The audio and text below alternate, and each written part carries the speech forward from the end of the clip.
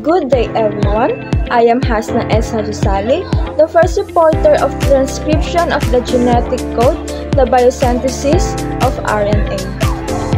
So, introduction. So, first and foremost, ano nga ba ang transcription? So, ang transcription is process where the information in DNA is copied para makagawa ng RNA.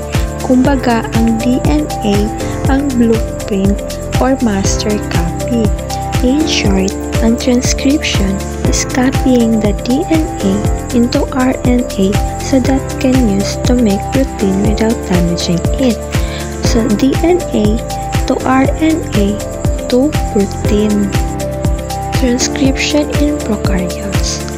So, ang RNA polymerase is the special enzyme that plays a big role in transcription. Ang ginagawa ng polymerase is to read the DNA and build an RNA strand using DNA as a guide. Core enzyme. Core enzyme is main part of RNA polymerase. Ang ginagawa nito is to add the RNA nucleotides. Ang RNA nucleotides is parang bricks. So, ang ginagawa niya is to add RNA nucleotides one by one.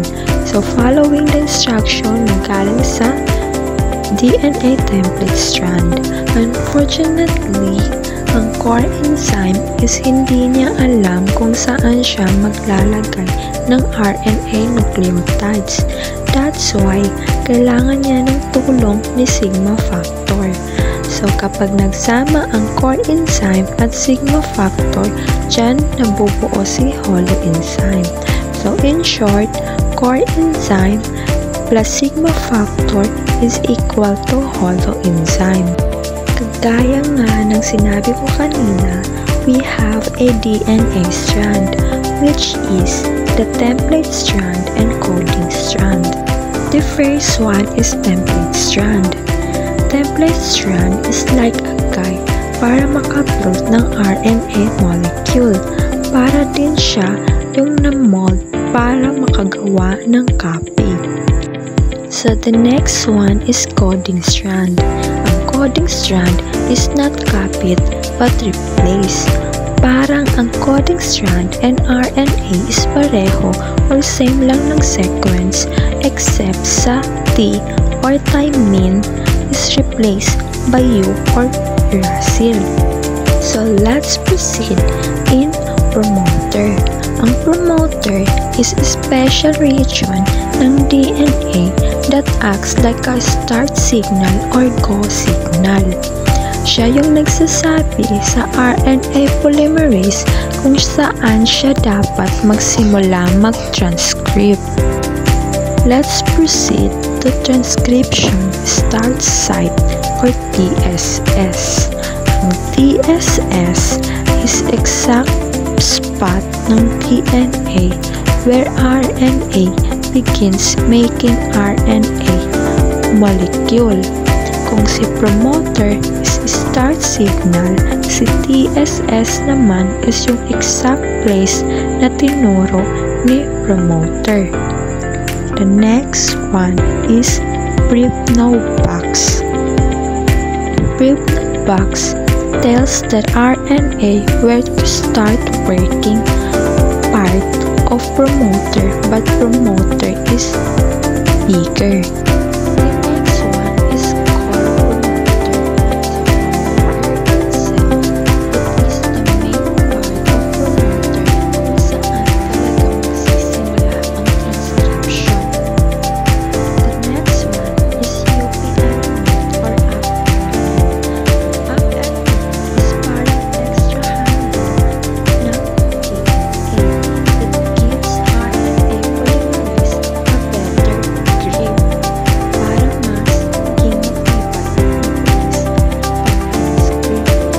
Next is extender promoter. Extender promoter is the stronger promoter that has extra sequence in front of the 10 box or the Pribnow box. So the next one is consensus sequences. Ang consensus sequences is like common pattern of letters in DNA that many genes have. Sa transcription, ang RNA polymerase and sigma factor is hinahanap nila common pattern na to para malaman kung saan magsisimula gumawa ng RNA. Sa sequence, merong part na laging magkapareho ng letters, which is yan na yung tinatawag nilang consensus. So let's proceed to the 3 phases of transcription. So number 1 is the chain initiation. This is the beginning of transcription when RNA polymerase finds kung saan mag-start gumawa ng RNA. So we have 2 complex. Number 1 is close complex, kapag close pa ang DNA. Next is open complex, the small part ng DNA na malapit sa start site. Next is chain elongation. Dito nag-i-start mag-build ng RNA. So last phases of transcription, chain termination. This is the ending of the process and release. So we have 2 kinds of termination. Intrinsic termination is nag-i-stop siya in natural way without the help of extra proteins.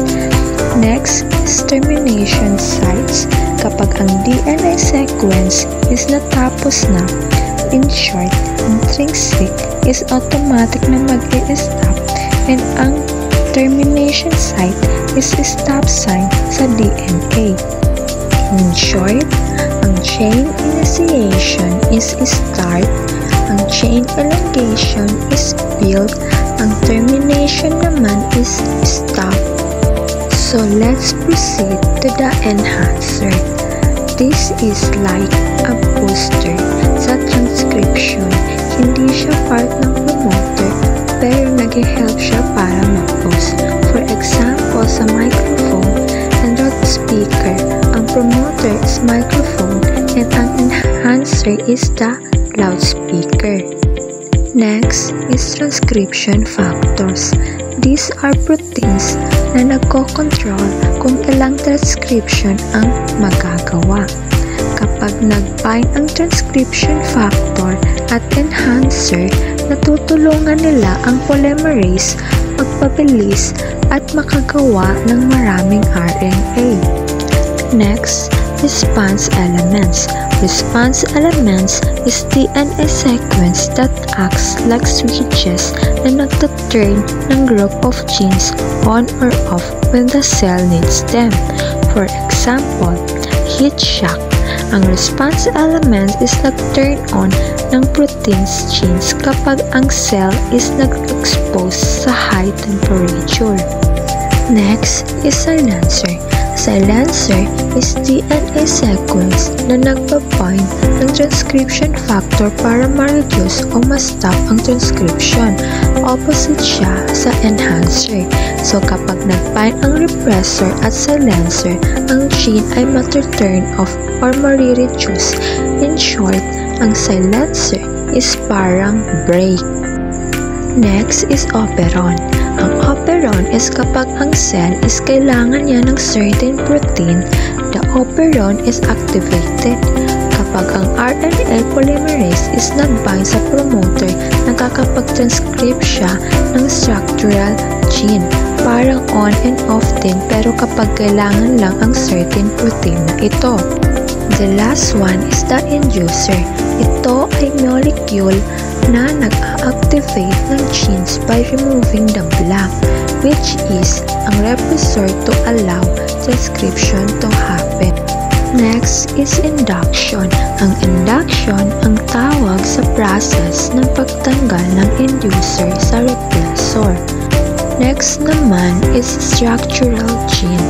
Ang structural gene is part ng DNA kung saan ito ang nagbibigay ng instructions para makagawa ng specific protein. Next is repressor. So gaya ng sinabi ko kanina, ang repressor is protein na nagpa-block ng gene's expression. Ang repressor is keeping the gene turned off so that ang cell is hindi magsasayang ng energy by making unnecessary enzymes. Dito naman tayo sa operator. Ang operator is control switch. Kapag naka-attach ang repressor sa operator, mabablock niya ang RNA polymerase. In short, hindi gagana ang repressor kung hindi naka-attach sa operator.